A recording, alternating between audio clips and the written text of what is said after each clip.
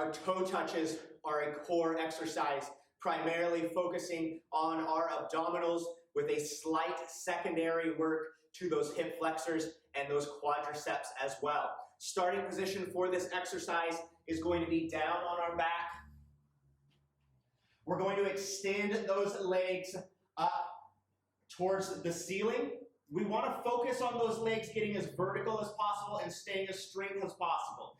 However, your flexibility in your glutes and your hamstrings and your low back, also in your quad slightly, are going to play a role in this.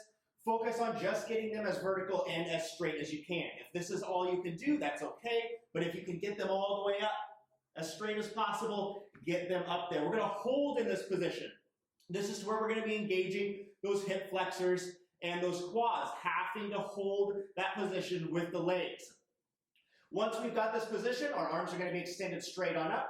We're going to reach up towards those toes and then control that movement back on down, keeping that low back pressed into the floor. Common mistakes on this movement is not getting full range of motion and going too quickly. That would probably be the two biggest ones. So just kind of slowly going up nice and quick and not fully engaging the abs. The other biggest mistake is going to be using the arms for momentum on this one.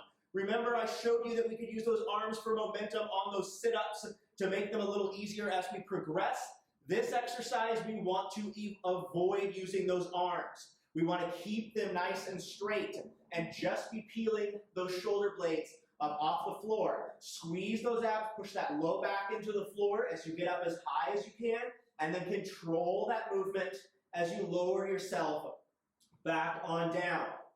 As you can see, what I was just demonstrating right there, your easier option for this movement, if you cannot hold those legs up, is to keep them flat on the floor. This is going to be very similar to a variation of the crunch that I showed you. However, eventually we would like to progress to one leg up, and then you can progress to both legs up.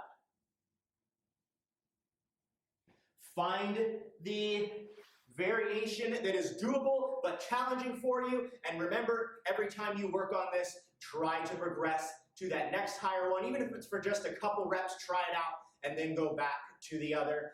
Find something that works for you, that challenges you, that makes you need and want to get better each time.